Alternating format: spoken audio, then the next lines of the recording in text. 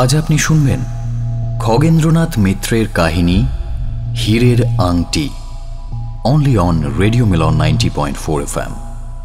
Do like, share and subscribe our YouTube channel for more audio stories and press the bell icon for notification.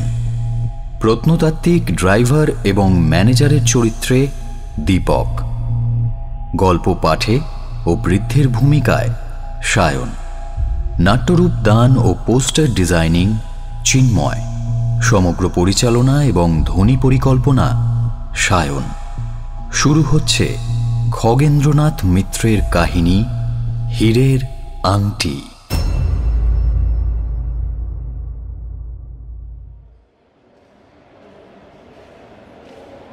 Cairo থেকে আমার দেশে ফিরতে তখন আর একদিন বাকি। ইংরেজ প্রত্নতাত্ত্বিক মশাইয়ের মুখে কাহিনী দুটো শোনার পর থেকেই কেবলই ভাবছি, অমন একজন বিজ্ঞানী যা বললেন তা বাস্তবে কিছুই নয়, কিন্তু মনের ভুল বলে উড়িয়ে দেওয়া যায় না। উনি যে ওই বিষয়টা নিয়ে অনেক ভেবেছেন, মিথ্যে বলে উড়িয়ে দিতে পারছেন না সেটাও বুঝেছি। মিথ্যে হলে আমাকে বলবেনই বা কেন? এ সম্বন্ধে আমার নিজেরও কিছু অভিজ্ঞতা আছে, যার ব্যাখ্যা আমি আজও করতে পারিনি। যাই হোক, সেদিন রাতের খাওয়ার পর লাউঞ্জে গিয়ে দেখি তিনিও জানালার ধারে পাইপ ধরিয়ে বসে আছেন। দূরে, অনেক দূরে ছায়ার মতো দেখা যাচ্ছে পিরামিড। তার দৃষ্টি সেই দিকেই। নীল নদ উদাসভাবে মরুপথে চলেছে সাগর সঙ্গমে। আমার পায়ের শব্দে মুখ ফিরিয়ে প্রত্নতাত্ত্বিক মশাই বললেন, গুড ইভিনিং। কাল দেশে ফিরে যাচ্ছি। আপনার মুখে যা শুনেছি তা ভুলে যাওয়া দুঃসাধ্য। যা দেখেছেন তা থেকে আপনার কি মনে হয়? সত্যি পরলোক বলে কিছু আছে? তা বলতে পারেন। মানে আপনারা বিজ্ঞানী, প্রমাণ ছাড়া কোনো কিছুই সত্যি বলে স্বীকার করেন না। আর আপনার জীবনেও কি এই ধরনের কিছু ঘটেছে যা সত্য বলতেও পারছেন না, আবার মিথ্যে বলে উড়িয়ে দিতে পারেননি? ঘটেছে, ঘটেছে। যদি আপনার শোনার আগ্রহ থাকে তাহলে। হ্যাঁ, নিশ্চয়ই, সমস্ত মন দিয়ে শুনব। বেশ, তবে শুনুন বলে তার সামনে চেয়ার টেনে বসলাম। হঠাৎ চোখ পড়ল তার পেছন দিকে। দেখলাম একটা লোক ঘরে এসে ঢুকল। তার পোশাক কতকটা স্থানীয় আরবিদের মতোই, আবার কতকটা প্রাচীনকালের ইজিপশিয়ানদের মতো। মুখে লম্বা দাড়ি, গায়ের রং কালো। ঠাহর করতে পারলাম না সে কোন দেশীয়, কিন্তু মনের মধ্যে কেমন যেন একটা অস্বস্তি জাগল, একটা সন্দেহ জাগল। তবু ভাবলাম লোকটা হয়তো হোটেলের কোনো কর্মচারীটারই হবে। সে প্রত্নতাত্ত্বিক মশাইয়ের দিকে সোজা কয়েক পা এগিয়ে এসে তার দিকে মুহূর্তের জন্য তাকিয়েই ঘর থেকে নিঃশব্দে বেরিয়ে গেল। তখন মনে হলো তার চোখ দুটো অস্বাভাবিক রকমের উজ্জ্বল, কিন্তু সে কেনই বা এলো আর কেনই বা অমন করে চলে গেল বুঝে উঠতে পারলাম না। প্রত্নতাত্ত্বিক মশাইকে তার নিঃশব্দে আসা যাওয়ার সম্বন্ধে কিছু না বলে নিজেই তক্ষুনি উঠে লোকটি কোন দিকে গেল তা দেখতে গেলাম। কিন্তু ইলেকট্রিক আলোয় উজ্জ্বল লম্বা বারান্দাটার কোনো দিকে তাকে দেখতে পেলাম না। খুব আশ্চর্য লাগলো। সেই সঙ্গে আমার কিছুটা গা ছমছম করতে লাগলো। ফিরে এসে আবার চেয়ারে বসতেই প্রত্নতাত্ত্বিক মশাই জিজ্ঞেস করলেন, কি ব্যাপার? আপনাকে একটু উত্তেজিত মনে হচ্ছে। কারণ আছে। তারপর ঘটনাটা তাকে বলতেই তিনি বললেন, হ্যাঁ, অদ্ভুত বটে। শুধু অদ্ভুত কি, কেমন যেন রহস্যময় বটে। যাকে এবার আমার কাহিনীটা বলি। আমার কাজটা এমন যে নানা জায়গায় ঘুরে বেড়াতে হয়, চেনা অচেনা জায়গায় একাধিক দিনও কাটিয়ে দিতে হয়। ফলে কত রকমের লোকের সঙ্গে যে আলাপ পরিচয় ঘটে তাহার কোনো ইয়ত্তা নেই। এই যে আমার বাঁ হাতের কোড়ে আঙুলের মাথায় একটা কালো দাগ দেখতে পাচ্ছেন কি? ভালো করে দেখুন। হ্যাঁ, দাগটা সম্ভবত আংটির। হ্যাঁ, শুধু আংটি বললেই সব বলা হবে না। আসলে দুষ্প্রাপ্য একটি হীরের আংটির দাগ। আংটিটা আমি মাত্র একবার পরার চেষ্টা করেছিলাম, তাতেই আঙুলে দাগ পড়ে যায়। নখের ডগায় খুব ছোট্ট একটা রক্তবিন্দু দেখা দেয়। আশ্চর্য এই যে সেজন্য আমি কোনো রকম ব্যথা অনুভব করিনি। রক্তবিন্দু কিছুক্ষণের মধ্যেই মিলিয়ে গিয়েছিল, কেবল এই গোল ছোট দাগটা রয়ে গেছে। আংটিটা আমি সযত্নে রেখে দিই, অবশ্য বাইরে কোথাও না, আমার কোটের বুক পকেটের ভেতরে ছোট্ট একটা সুতো দিয়ে সেলাই করে। আমি ছাড়া ওই আংটিটার কথা আর কেউ জানত না। এখন কিভাবে আংটিটা পেলাম সেটাই আপনাকে বলছি, শুনুন। সেবার আমায় যেতে হয়েছিল দক্ষিণ ভারতে, গোলকুন্ডায়। জায়গাটার নাম হয়তো শুনে থাকবেন। মোগলদের আমলেও সেখানে যে 3টে স্বাধীন পাঠান রাজ্য ছিল, এটি সেই 3টিরই একটি। সেদিন কাজ শেষ হলে একাই চললাম সুলতানদের রাজধানীর দিকে। যেতে যেতে নির্জন দীর্ঘ পথটার এক জায়গায় এক স্থানীয় বৃদ্ধ মুসলমানের সঙ্গে দেখা হলো। তার টুপি থেকে পা পর্যন্ত ধবধবে সাদা, কেবল হাতের বাঁকা লাঠিখানা আর বাদ্যযন্ত্রের তারটা কালো ছিল। তিনি তার বাদ্যযন্ত্রটা ঘোরাতে ঘোরাতে খুব তাড়াতাড়ি হেঁটে আসছিলেন। সন্ধ্যের বাতাসে তার সাদা দাড়ি উড়ছিল। টুপির পাশ থেকে ঝুলে পড়া সাদা চুল, গায়ে সাদা আলখাল্লা। সেই বয়সে অত তাড়াতাড়ি কোনো মানুষ যে হাঁটতে পারে, তাকে না দেখলে আমি বিশ্বাস করতে পারতাম না। মনে হলো যেন উড়ে আসছেন ভদ্রলোক। তিনি সামনাসামনি এসেই আমার মুখের দিকে তাকালেন। তেমন উজ্জ্বল চোখ আগে আর কখনো দেখিনি আমি। সেই দৃষ্টি যেন আমার অন্তর ভেদ করে ফেলে। লোকটি তর্জনী তুলে আমায় থামতে ইঙ্গিত করে আবার আমার চোখের দিকে তাকালেন। জিজ্ঞেস করলাম, আপনি কে? আমার কাছে কি চান? তিনি বললেন, এখনই সব জানতে পারবে। তার আগে বলো, আজকে তারিখ বা তিথি জানো কিনা? তারিখ জানি, কিন্তু তিথি কিছু জানি না। আজ 17 তারিখ, জানুয়ারি মাস, শনিবার। তুমি কালের, সে কালের মানে আমার কালের হিসেব অন্য, কিন্তু তাতে কিছু যায় আসে না।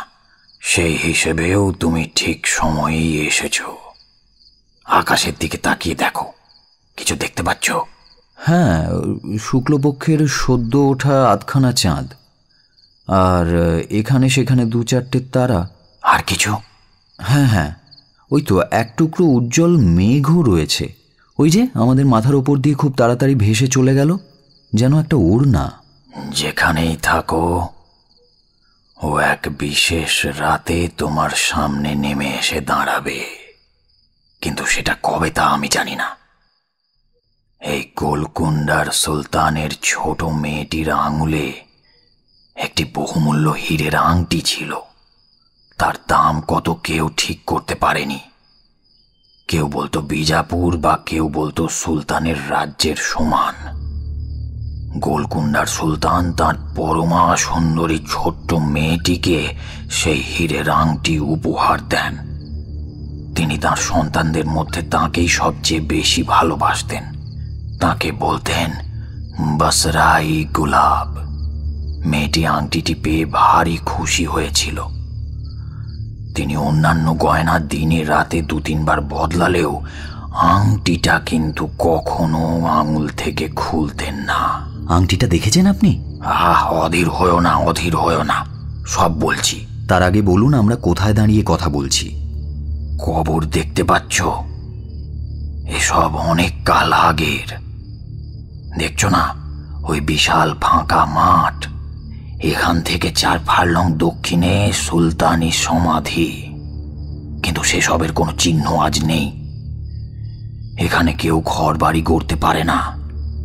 অনেক ধনী ব্যক্তি চেষ্টা করেছিল, হয় সে কাজ শুরু করেই মারা গেছে, অথবা স্বপ্নে জেনেছে যারা মাটির তলায় ঘুমোচ্ছে তাদের ঘুমের ব্যাঘাত ঘটানো যায় না। খানিকটা গেলেই দেখবে এখানে ওখানে ইটের পুরনো গাদা, আধখোঁড়া ভিত, সবে শুরু হয়েছিল এমন অনেক পরিত্যক্ত পরিকাঠামো। কিন্তু যারা ঘুমিয়ে আছে বলছেন, তাদের দেহ তো কবেই মাটির সঙ্গে মিলিয়ে গেছে।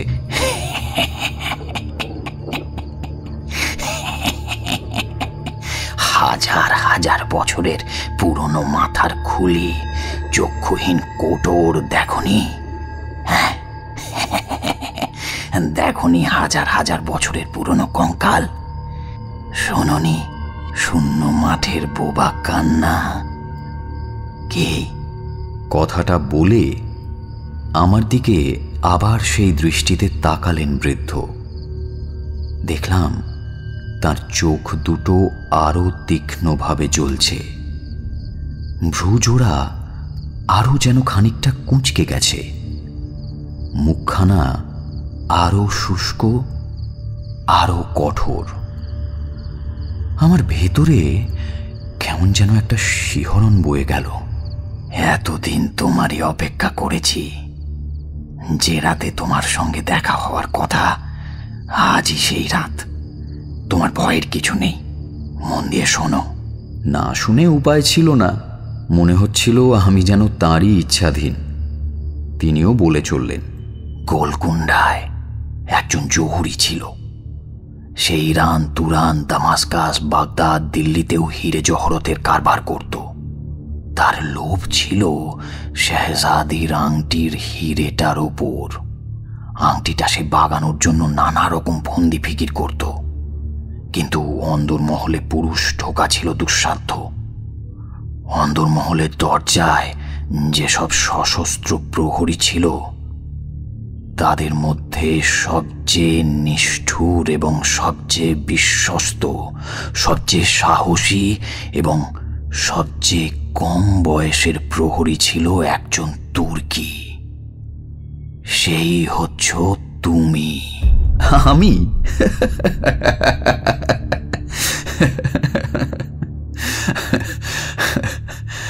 আর হাসি চাপতে পারলাম না। বুঝলাম এক পাগল বুড়োর পাল্লায় পড়েছি।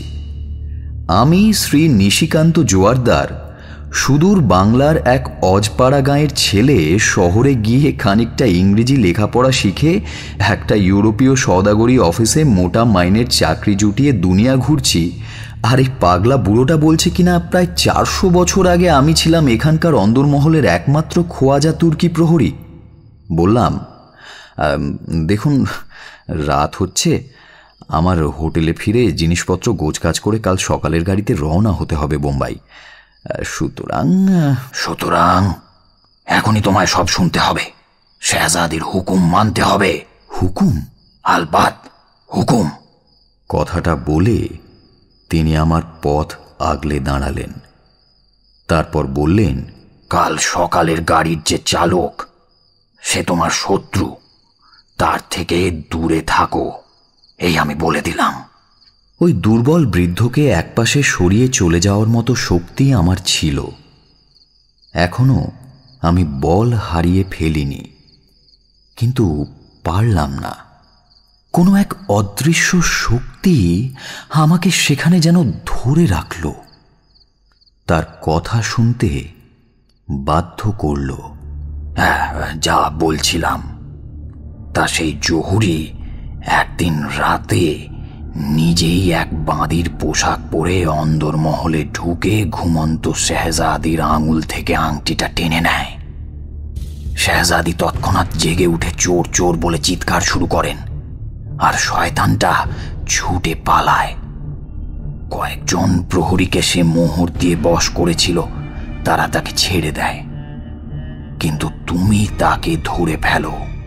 সে তৎক্ষণাৎ ছোরা বের করে তোমায় আঘাত করার আগেই তুমি তলোয়ার দিয়ে তার হাতখানা কেটে ফেলো।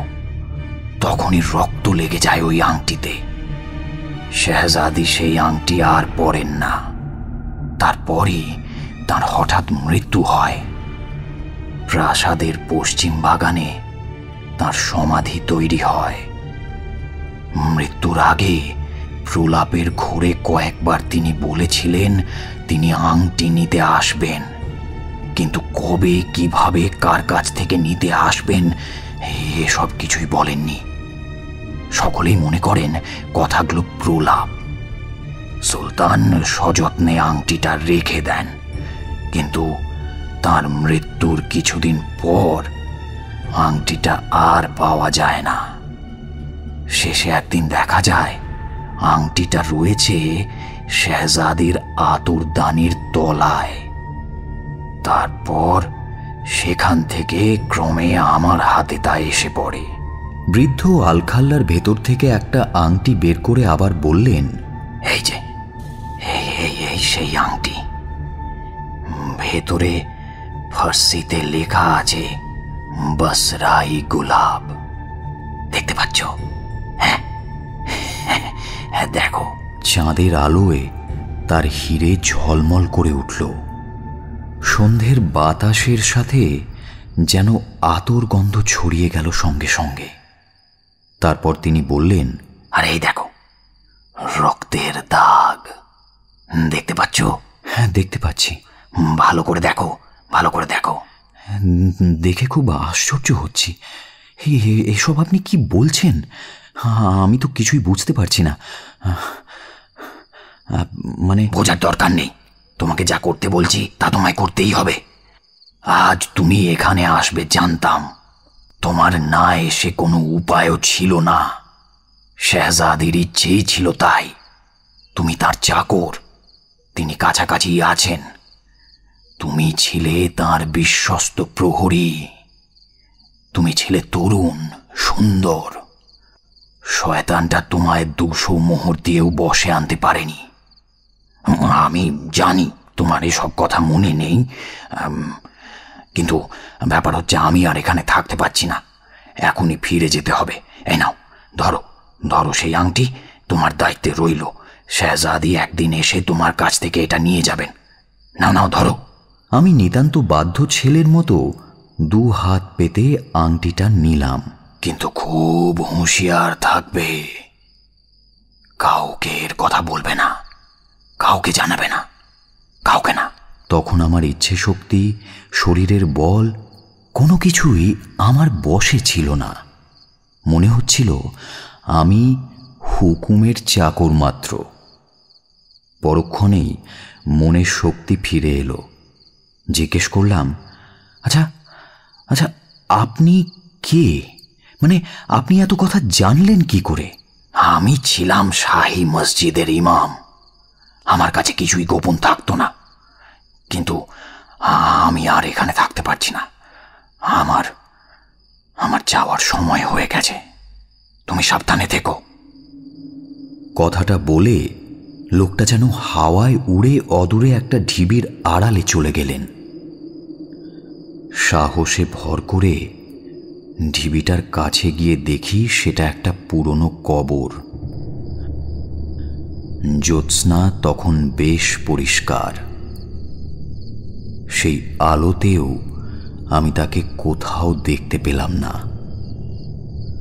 আতঙ্কে শিউরে উঠলাম আমি। সেখানে আমি ছাড়া আর কেউ ছিল না। দূরে, বহু দূরে শহরের আলো দেখা যাচ্ছিল। চারিপাশ নিস্তব্ধ।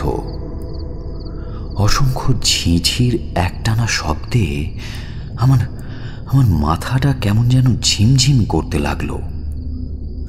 পরলোক, আত্মা, প্রেত এসব কোনোদিনই বিশ্বাস করিনি আমি। কিন্তু সেদিন গোলকুন্ডার সেই সন্ধ্যায় নির্জন প্রান্তরে যা শুনলাম তা মিথ্যে বলে উড়িয়ে দিতে পারলাম না। আমার হাতের মুঠোয় তখনও হীরের আংটিটা রয়েছে। সেটাকে ঘুরিয়ে ফিরিয়ে দেখতে লাগলাম আমি। চাঁদের আলোয় তার হিরে ঝিলিক দিয়ে উঠল। আমি জহুরি নই, তার দাম বুঝে ওঠা আমার সাধ্য নয়। ইমাম সাহেবের কথা বিশ্বাস করা ছাড়া আর কোনো উপায় সেই মুহূর্তে আমার নেই। দেখলাম তার ভেতর দিকে কয়েকটি ফার্সি অক্ষর লেখা রয়েছে। একবার মনে হলো হিরেখানা আসল কি নকল যাচাই করে দেখব। অমনি মনে পড়ল হয়তো তাতে আরো বেশি ফ্যাসাদে পড়ব, তার চেয়ে বরং আঙুলে পড়ে থাকি। চেষ্টাও করলাম, কিন্তু আঙুলে ঢুকল না আংটিটা। আঙুলে ঢুকলো না বটে, কিন্তু আঙুলের ডগায় কেমন যেন জ্বালা বোধ করলাম। সঙ্গে সঙ্গে সেখানে একটা কালো দাগ পড়ে গেল। এই যে, এ দেখুন, এই দাগ আজও রয়ে গেছে। বোধহয় এটাই আমার শাস্তি। স্থির করলাম রেশমের একটা ছোট্ট প্যাকেট তৈরি করে আংটিটা তাতে পুড়ে রেখে সেলাই করে আমার কোটের বুক পকেটের ভেতর দিকে আটকে রাখব। এর চেয়ে নিরাপদ জায়গা আর কি হতে পারে। ঘড়িতে দেখলাম সন্ধে 7:30। হোটেলের দিকে ফিরে চললাম। মনে মনে হেসে বললাম, হ্যাঁ, এক সুলতানের অন্দরমহলের প্রহরী ছিলাম আমি। 400 বছর আগে যাকে পাহারা দিতাম, 400 বছর পরে সেই শাহজাদির আংটির দায়িত্ব নিলাম। দেখা যাক তিনি কবে জিনিসটা আবার নিতে আসেন, আর তাকে কেমন দেখতে কে জানে। সেই রাত্রে হোটেলের ম্যানেজারকে সেই জায়গাটার কথা জিজ্ঞেস করতেই তিনি বললেন, হ্যাঁ, ওদিকে গিয়েছিলেন? যাবেন না, যাবেন না।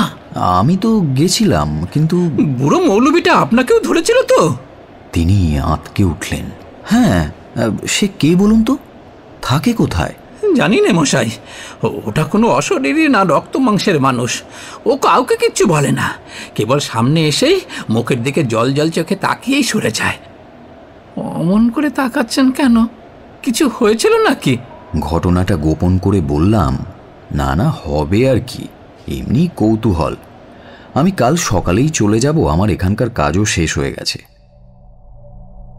এরপর বাজারে গিয়ে এক টুকরো রেশমের কাপড়, ছুঁচসুতো এসব কিনে একটা প্যাকেট তৈরি করে আংটিটা তার মধ্যে পুরে সেটাকে কোটের ভেতরে বুক পকেটে সেলাই করে রেখে তবেই নিশ্চিন্ত হলাম। পরদিন হোটেলের বিল মিটিয়ে মালপত্র নিয়ে চললাম স্টেশনে। হোটেল থেকে রওনা হতে একটু দেরি হয়ে গেল। ট্যাক্সি চালককে বললাম, ভাই, আমার ওই 7টার গাড়িটা ধরা চাই, একটু তাড়াতাড়ি চালাও। হ্যাঁ হ্যাঁ, ঠিক আছে ঠিক আছে, ও নিয়ে আপনি চিন্তা করবেন না, ঠিক ধরিয়ে দেবো।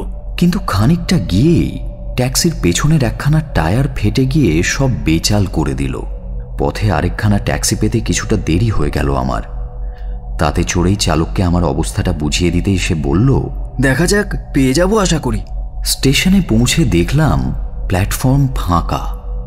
দূরে চলন্ত ট্রেনের ব্রেক ভ্যানটা ক্রমশ ছোট হতে হতে মিলিয়ে যাচ্ছে। বোম্বাইয়ের এক্সপ্রেস আবার পরের দিন সকালে। অগত্যা হোটেলে ফিরে এলাম।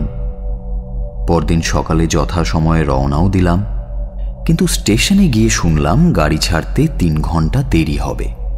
আগের দিনের গোটা ট্রেনটা বিকেলের দিকে পথের এক জায়গায় ব্রিজ ভেঙে দুর্ঘটনায় পড়েছে। অনেক যাত্রী মৃত। লাইন আর ব্রিজ এই মুহূর্তে মেরামত করা হচ্ছে। তখনই মনে পড়ে গেল ইমামের কথা। তার ভবিষ্যৎবাণী কিভাবে যেন সত্যি হয়ে গেল। সেই গাড়িতে গেলে আমিও হয়তো তালিকাভুক্ত হতাম। সুলতানের প্রহরীরা পাহারা দেওয়ার সময় কিভাবে সতর্ক থাকে, তাদের মনের অবস্থা কেমন হতো তা হয়তো আমি জানি না, কিন্তু আংটিটার দায়িত্ব পাওয়ার পর থেকেই আমি সর্বদা সতর্ক থাকতে লাগলাম। কেউ আমার পাশে গা ঘেঁষে বসলে বা গা ঘেঁষে দাঁড়ালে বা এক দৃষ্টিতে তাকালে তার প্রতি আমার কেমন যেন সন্দেহ হতে লাগলো। আংটিটা যে আমার কাছে আছে সেই কথা সেই বৃদ্ধ ইমাম আর আমি ছাড়া আর কারো জানা নেই। অবশেষে বোম্বাই এলাম। শীতকাল বলে কোটটা গায়ে রাখতে কষ্ট না হলেও একই কোট রোজ গায়ে দিয়ে সর্বত্র ঘুরে বেড়ানো খুব অসুবিধের ব্যাপার। তার উপর বোম্বাইয়ের শীতও কম, এদিকে সামনেই গ্রীষ্মকাল। যেমন দুশ্চিন্তা হচ্ছিল তেমন অসুবিধেও দেখা দিল। শেহজাদির মর্জি যে কবে হবে, কবে যে তিনি এসে আমাকে দায়মুক্ত করবেন তা তিনিই জানেন। 400 বছর আগে আমি তার বাবার নামক খেতাম, আর আজ 400 বছর পরেও সেই দায়ে আবদ্ধ। আমি বাঙালি হয়েও মনে মনে আমায় ভাবতে হচ্ছে আমি বাঙালি নই, একজন তরুণ তুর্কি। একদিন বিরক্ত হয়ে বোম্বাইয়ের সমুদ্রের ধারে জুহুতে বেড়াতে বেড়াতে আংটিটা সমুদ্রে ছুঁড়ে ফেলার কল্পনা করলাম। হয়তো ফেলে দিতামও। তখন যে বাতাস এবং ঘূর্ণিঝড় ছুটে আসছে তা লক্ষ্য করিনি। দেখলাম সকলে ডাঙার দিকে ছুটে পালাচ্ছে, তাই আমিও ডাঙার দিকে ছুটতে শুরু করলাম। একবার পেছনে সমুদ্রের দিকে তাকিয়ে দেখলাম তার মূর্তি অত্যন্ত ভয়ঙ্কর। আংটিটা আর ফেলা হলো না। হোটেলে ফিরে গেলাম। গায়ের কোটটা পোশাক রাখার জায়গায় কিছুটা অবহেলার সঙ্গে টাঙিয়ে রেখে এদিক ওদিক ঘুরতে লাগলাম। রাত্রে খাওয়ার পর লাউঞ্জে গিয়ে কয়েকজনের সঙ্গে গল্পগুজব করে ঘরে ফিরে এসে আলো নিভিয়ে শুয়ে পড়লাম। ঝড়টা যেমন হঠাৎ করে এসেছিল তেমনই হঠাৎ অন্য পথে চলে গেল। সামান্য এক পশলা বৃষ্টিতে বেশ ঠান্ডা বোধ হচ্ছিল। বেশ করে চাদর মুড়ি দিয়ে শুয়ে ঘুমিয়ে পড়লাম। হঠাৎ একটা শব্দে আমার ঘুম ভেঙে গেল। দেখলাম সামনের জানালার একটা পাল্লা খুলে গেছে, আর সেই পথে ঢুকছে একটা চোর। আমার মাথার কাছেই ছিল বেড সুইচ, টিপলেই সারা ঘর আলোয় ভরে যেত, কিন্তু তা না করে চুপ করে শুয়ে লক্ষ্য করতে লাগলাম। দেখতে লাগলাম সে কি করে। কোটটা যদি নিয়ে যেতে চায় নিয়ে যাক। আমি ছিলাম তেতলার ঘরে। বাইরের জানালার পাশ দিয়েই একটা ড্রেন পাইপ একেবারে সোজা মাটিতে নেমে গেছে। অনুমান করলাম সে ওই পাইপে উঠেই বাইরে থেকে খড়খড়ির ভেতর দিয়ে হাত গলিয়ে ছিটকিনিটা খুলেছে। তার হাতে একটা ছোট্ট টর্চ ছিল। একবার আমার মুখের ওপর টর্চের আলো ফেলে নিশ্চিন্ত হয়ে ঘরের মধ্যে চারিদিকে প্রতিটা জিনিস তাড়াতাড়ি পরীক্ষা করতে লাগলো। সে পরীক্ষা করতে করতে কোটটার গায়ে হাত দিতেই আঁতকে উঠে পড়ে গেল সে, আর আমিও সঙ্গে সঙ্গে বেড সুইচটা টিপলাম। সমস্ত ঘর আলোয় আলোকিত হয়ে গেল। তখন জানালার দেওয়ালের গায়ে তার কয়েকটা আঙুল দেখতে পেলাম। চোরটা পালিয়ে গেছে, কিন্তু সে কি দেখেছিল, কেন অমন করল, অনেক ভেবেও স্থির করতে পারলাম না কিছু। কোটের পকেটে হাত দিয়ে দেখলাম আংটিটা ঠিকই আছে, আর আছে এক গোছা কারেন্সির নোট। সেগুলোর কথা আমার মনেই ছিল না। তারপর আর কোনো দিন আংটিটাকে কাছছাড়া করার বা ফেলে দেওয়ার ইচ্ছে হলো না আমার, বরং তার শেষ কিভাবে হয় তা দেখার জন্য অপেক্ষায় রইলাম। মনে হলো আংটিটা আমার কাছে থাকায় আমি ট্রেন দুর্ঘটনায় মারা পড়িনি, আমার টাকাগুলো রক্ষা পেয়েছে। যে আমাকে রক্ষা করেছে আমারও উচিত তাকে রক্ষা করা। আচ্ছা, এসব শুনে আপনার কি মনে হচ্ছে? বলে যান, তারপর কি হলো? তারপর বোম্বাই থেকে আমাকে যেতে হলো কাবুলে। সেখানে এক হোটেলে থাকার সময় গভীর রাত্রে হোটেলের এক অংশে আগুন লাগলো। যে অংশে আমরা কয়েকজন ভারতীয় ছিলাম, পাশাপাশি যে দুখানি ঘর আমাদের দেওয়া হয়েছিল, সেই ঘর দুখানির সামনের অংশ ভেঙে পড়ে যায়। তার ফলে আমাদের পালানোর পথ বন্ধ হলেও আমাদের ঘর দুখানি রক্ষা পায়। দমকল বাহিনী আমাদের উদ্ধার করে। এর মধ্যে অলৌকিক কিছু আছে বলে আমার মনে হয় না। যেমন আগুন লাগাটা অ্যাক্সিডেন্ট, তেমনি আমাদের ঘরের সামনের অংশটা ভেঙে পড়াও একটা অ্যাক্সিডেন্ট। আর সেই অ্যাক্সিডেন্টই আমাদের বাঁচিয়ে দিয়েছিল। আবার এক এক সময় মনে হয় আংটিটা আমার কাছে থাকার দরুনই হয়তো আমি বেঁচে গেছি। আসলে ঘটনাটা দুরকমভাবেই ব্যাখ্যা করা যায়, বুঝলেন। গোলকুন্ডা, বোম্বাই আর কাবুলের ঘটনার পরে আংটিটার ওপর আমার কেমন যেন মায়া পড়ে গেল। যখন মনে হতো সেটা একদিন আমার কাছ থেকে চলে যাবে, তখনই মনটা কেমন যেন খারাপ হয়ে যেত।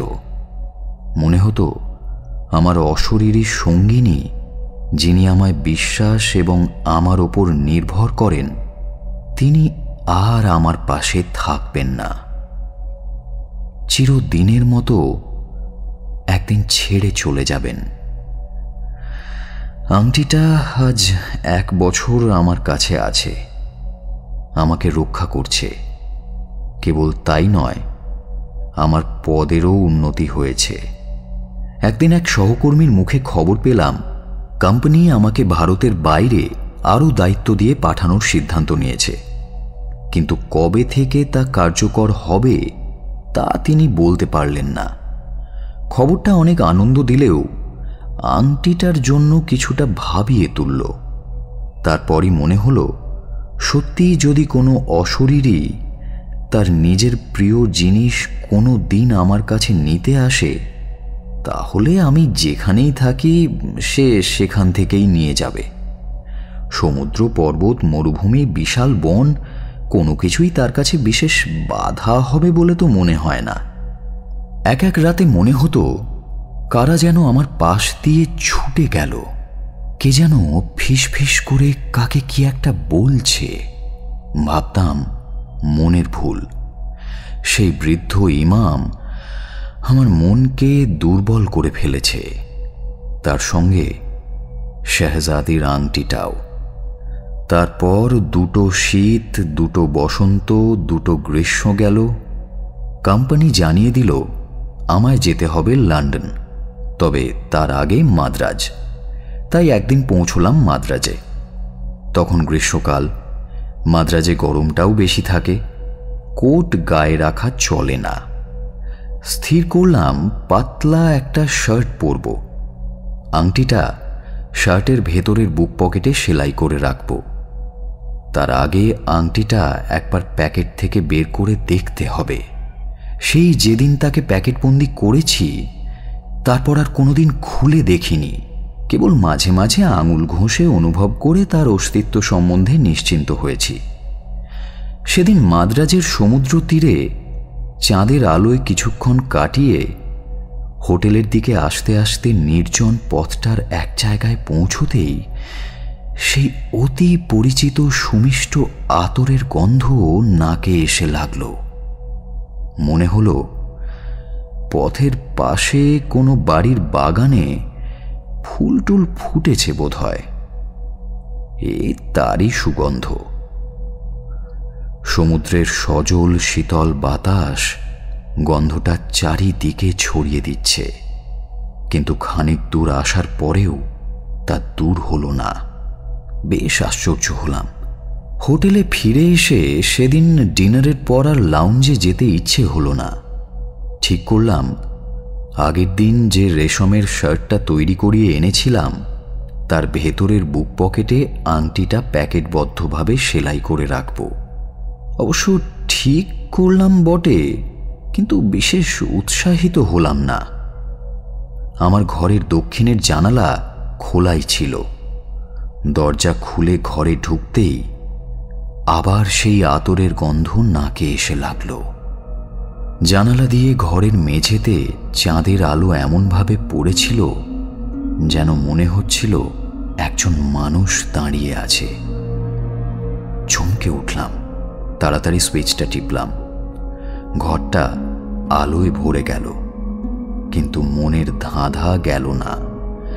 দরজা বন্ধ করে ছুঁচ সুতো, কাঁচি আর কোটটা নিয়ে বসলাম।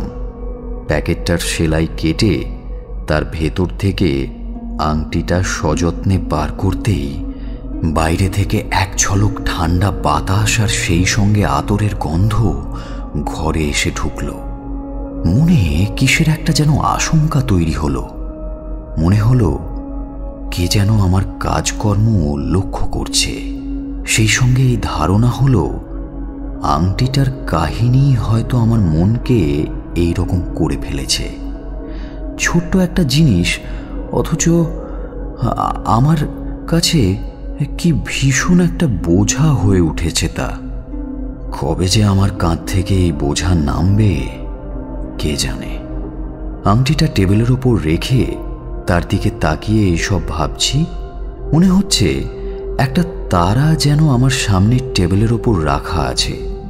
তা যেমন উজ্জ্বল তেমনই রহস্যময় আর তেমনই মন ভোলানো। হঠাৎ ঘরের ইলেকট্রিক বাতিটা নিস্তেজ হয়ে গেল। বুঝলাম ভোল্টেজ কমে গেছে, হয়তো এখনই একেবারে নিভে যাবে। অবশ্য তাতে ক্ষতি নেই। কিছুক্ষণ চাঁদের আলোয় দক্ষিণা বাতাসে বসে দূরে সমুদ্রের বুকে নোঙর করা জাহাজগুলোর আলো দেখা যাবে। সারা রাতের মধ্যে যদি আলো না জ্বলে, ভোল্টেজ ঠিক না হয়, তাহলে শুয়ে পড়ব। আংটিটা কাল সকালেই প্যাকেটে ভরব। এখন যেমন আছে তেমনই থাক। এই কথা ভাবতে ভাবতে আলো নিভে গেল। আংটির হিরেটা যেন আরো উজ্জ্বল হয়ে উঠল। তখন চাঁদের আলো এসে পড়েছিল ঠিক তার ওপর। তারপরই ঘটল একটা আশ্চর্য ঘটনা। মনে হলো অনেকখানি জ্যোৎস্না জমাট হয়ে একটা মানুষের মূর্তি ধরেছে। মানুষটা একজন অপরূপা সুন্দরী কিশোরী। সে আমার দিকে একবার চোখ দুটো তুলে হাসি মুখে তাকালো। তারপর আংটিটা টেবিলের ওপর থেকে তুলে নিয়ে আবার আমার দিকে তাকিয়ে স্মিত হেসে উজ্জ্বল জ্যোৎস্নায় ক্ষণিকের জন্য স্থির হয়ে দাঁড়ালো। তারপর জানালা পথে বেরিয়ে ধীরে ধীরে এক টুকরো উজ্জ্বল মেঘের মতো কোথায় যেন উড়ে গেল। সুগন্ধে বাতাস ভরে উঠেছে চারিদিকে। সাহসে ভর করে সঙ্গে সঙ্গে জানালার কাছে গিয়ে দাঁড়ালাম। দেখলাম কেউ কোথাও নেই। যতদূর দৃষ্টি যায় দেখলাম কোনো কিচ্ছু নেই, সব শূন্য। মনটা কেমন যেন হালকা হয়ে গেল, তেমনি গভীর বেদনায় ভরে উঠল। আমি দায়মুক্ত, কর্তব্যভার শূন্য, কিন্তু কেমন যেন একটা অদ্ভুত অনুভূতি আমাকে গ্রাস করল। ভাবলাম ক্ষণিকের তন্দ্রার ঘোরে হয়তো স্বপ্ন দেখেছিলাম। ঘটনাচক্রে তখনই আলো জ্বলে উঠল। দেখি টেবিলের ওপর আংটিটা সত্যিই নেই। ছুঁচ সুতো, প্যাকেট সমস্ত কিছু মেঝেতে পড়ে আছে। ভাবলাম হয়তো বাতাসেই তা হয়ে থাকবে। বাতাস আংটিটাকে টেবিল থেকে মেঝেতে ফেলে দিয়েছে। কিন্তু বিশ্বাস করুন, আংটিটা কোথাও খুঁজে পেলাম না। বুঝতে পারলাম না যা দেখেছি তা স্বপ্ন নাকি সত্যি। সত্যি কি গোলকুন্ডার শেহজাদি এসে তার সেই প্রিয় আংটিটা নিয়ে চলে গেছেন, আর তাঁর এই 400 বছরের পুরনো প্রহরী সত্যিই কি আজ ভারমুক্ত?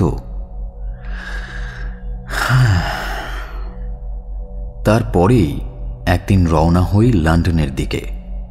ইউরোপের নানা শহর ঘোরাফেরার পথে এই হোটেলে আপনার সঙ্গে আলাপ হলো। আমার এই ঘটনা বৃত্তান্ত যদি আপনার কোনো কাজে লাগে সেজন্যই বললাম আর কি।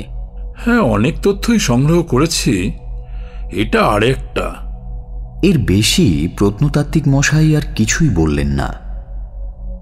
তারপর দীর্ঘ 3 বছর পরে আবার একদিন কায়রোর সেই হোটেলে গিয়ে উঠলাম। পুরনো বয় আমাকে চিনতে পারল, বলল, ওয়েলকাম স্যার। সেই সাহেবকে মনে পড়ে? হ্যাঁ, তিনি তো সেই নীল নদের ধারে বাড়িটারি তৈরি করে থাকবেন বলে প্ল্যান করেছিলেন। করেও ছিলেন, কিছুদিন সেখানে বাসও করেছিলেন, কিন্তু একদিন রাতে হঠাৎ মারা যান। তারপর প্রতি রাতে একটা ছায়ামূর্তিকে তার বাড়ির কাছে ঘুরে ফিরে বেড়াতে দেখা যায় স্যার। তাই রাতে ওদিকে কেউ যায় না। সাহস থাকলে আপনি দেখে আসতে পারেন, তবে একটু বেশি রাতে একা একা যেতে হবে। কারো কাছে শুনেছ কি ওটা কার ছায়ামূর্তি? তা ঠিক কেউ বলতে পারে না স্যার, তবে সেই সাহেবের ছাড়া আর কারই বা হবে। আসুন স্যার। পরদিন বেলা 10টার কাছাকাছি একা একা গেলাম সেদিকে। দেখলাম গাছপালায় এবং ছায়ায় ঘেরা একখানা ছোট্ট বাড়ি অযত্নে শ্রীহীন হয়ে পড়ে আছে। তার জানালা দরজার একটিরও কোনো পাল্লা নেই। ফটকে ইংরেজিতে লেখা বিশ্রাম। সামনে নীলনদ উদাস হয়ে বয়ে চলেছে। অনেক দূরে প্রাচীন ইজিপ্টের কবর পিরামিড, যেন আকাশপটে আঁকা একটা কালো ছায়া। কিছুক্ষণ একটা ফুলে ভরা কার্পাস গাছের তলায় বসে রইলাম আমি। কার্পাস পাতায় নদীর সজল বাতাস লেগে কেমন একটা যেন করুণ শব্দ হতে লাগলো।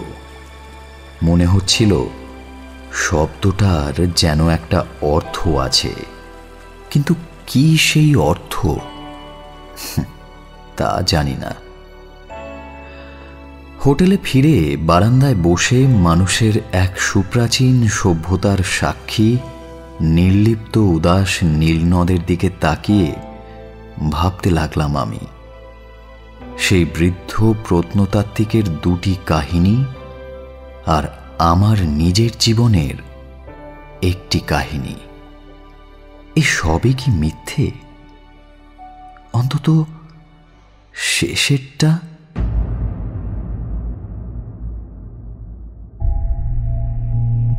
এতক্ষণ আপনি শুনছিলেন খগেন্দ্রনাথ মিত্রের কাহিনী হীরের আংটি, only on Radio Milan 90.4 FM.